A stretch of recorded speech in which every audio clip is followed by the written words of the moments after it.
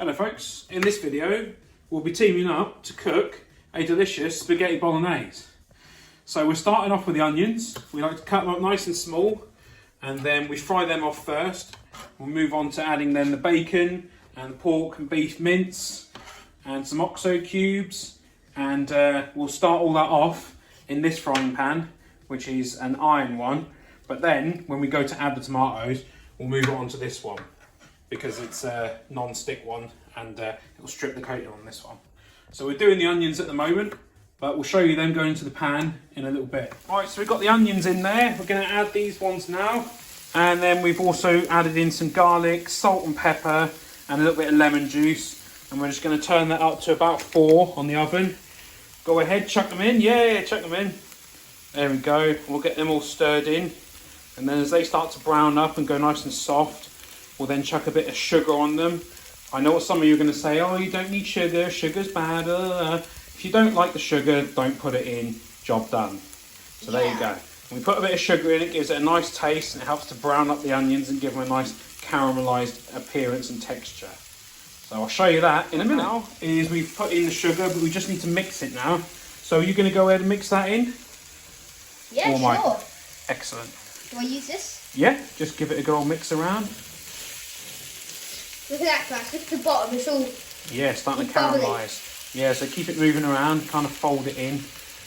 Yes. Good stuff. Give that a bit more moving around. As you can clearly see, you got some bacon in there. I don't really know a lot about the bacon, but... It adds a delicious flavour. And we've got all the extra fatty bits of the bacon cooking in a separate pan because they need to get really crispy before we put them in here. So yeah, I'll show you that. Again, if they don't want to use the fatty bits, do they have to? They don't have to. You can take the fatty bits away.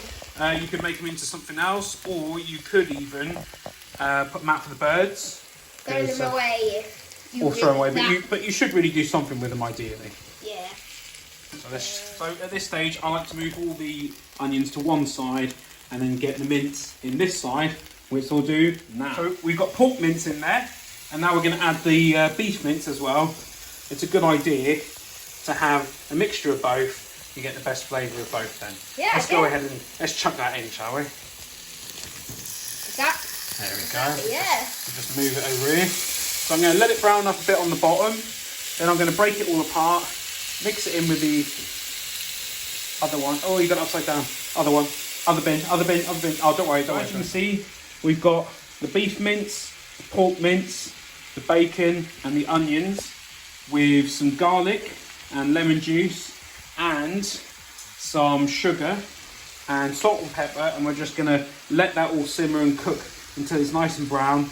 Once it's nice and brown, we'll transfer it into this pan here, and then we'll add in tomato puree, tomato passata, and we'll add in some Italian herbs and some parsley. We'll let that simmer for a while and we'll give it a taste, see how it's doing. If it needs more salt and pepper, we can add that in. Probably put in some parsley, maybe some other cheese, and we'll give it a taste, like I said, and we'll see how it's doing, and then we'll get back to you. So I've added in the Italian herbs and the parsley.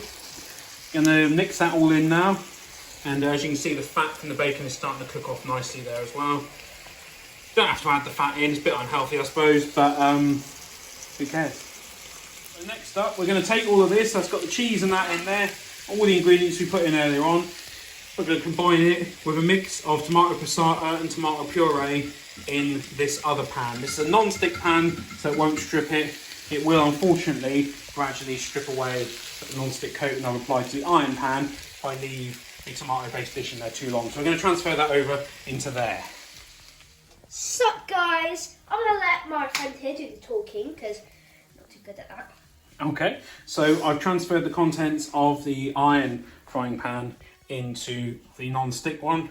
I'm going to heat that right up, get some of the bitterness off of the tomato, bring out the sweetness of it, get it all combined, and then I'll leave it on a low simmer until it's time to consume the meal.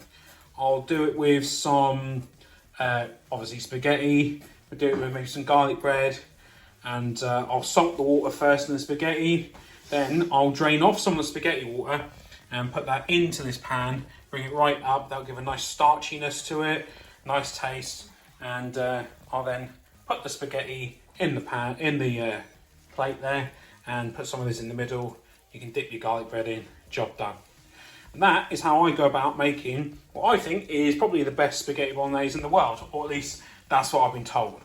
Woo! Yes, so if you like this video, please remember to hit that like button. If you didn't like it, please remember to hit like and subscribe and smash that notification button, guys. yes, and also feel free to leave me a comment. I understand, tell me if you think there's a better way of doing it without sugar, retain that sweetness, something like that, who knows. And I'll see you in the next one.